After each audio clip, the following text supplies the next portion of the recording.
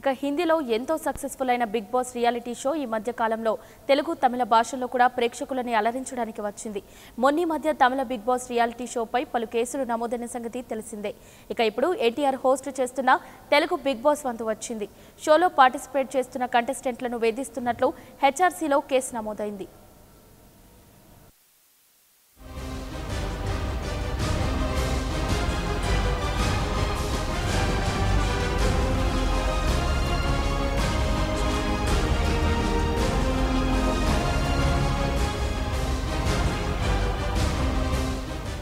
Big boss హిందీలో ఇప్పటికే 10 సీజన్లను పూర్తి చేసుకుని ఇప్పుడు 11వ సీజన్కు సెలక్షన్స్ కూడా ప్రారంభించింది. అయితే మొన్న మధ్యనే తెలుగు తమిళ భాషల్లో కూడా ఈ షో ప్రారంభమైంది. 14 మంది కంటెస్టెంట్లతో ఈ షోలో వారానికొకరి చొప్పున ఒక్కొక్కరిని ఎలిమినేట్ చేస్తారు. అయితే షోలో భాగంగా కంటెస్టెంట్లు గేమ్లు, టాస్కులు కూడా ఆడాల్సి ఉంటుంది. ఒకవేళ బిగ్ బాస్ హౌస్లోని రూల్స్ ని ఫాలో అవ్వకున్నా లేదా రూల్స్ ను అధిగమించినా బిగ్ బాస్ వారికి శిక్షలు విధిస్తుంటారనేది షోలో కాన్సెప్ట్. అయితే తమిళ బిగ్ బాస్ మొదటి సీజన్ కి రోజుకో అడ్డంకి వచ్చి పడుతూనే ఉంది. ఇప్పటికే ఎంతో మంది ఈ షోను వ్యతిరేకిస్తూ హెచ్ఆర్సీలో ఫిర్యాదు చేశారు. అంతేనా, ఆ షోకు హోస్ట్ గా వ్యవహరిస్తున్న కమల్ హాసన్ పై కూడా కేసు నమోదు చేశారు.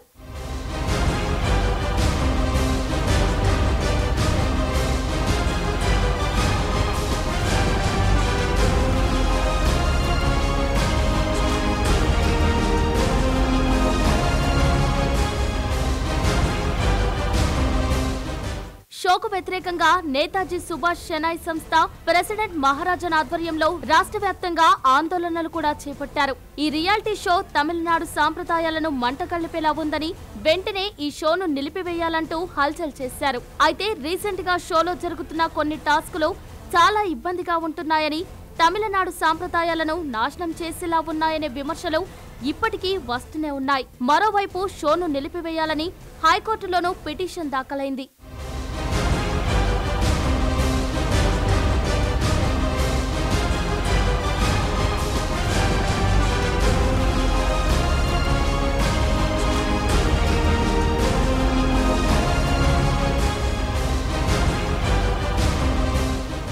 ఇప్పుడిక తాజాగా యంగ్ టైగర్ ఎన్టీఆర్ హోస్ట్ చేస్తున్న తెలుగు బిగ్ బాస్ షో వంతు వచ్చింది. షోలోని కంటెస్టెంట్లకు విధిస్తున్న శిక్షలు అమానవీయంగా ఉన్నాయని సామాజిక కార్యకర్త అచ్యుతరావు మానవ హక్కుల సంఘానికి ఫిర్యాదు చేశారు.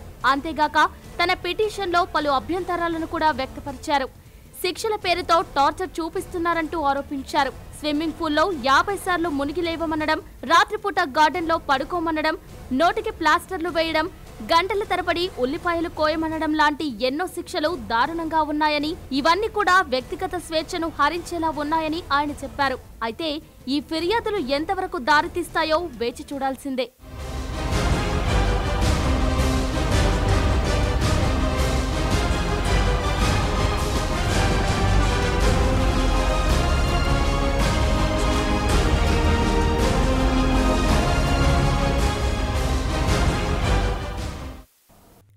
For more updates, please subscribe 99 TV Telugu.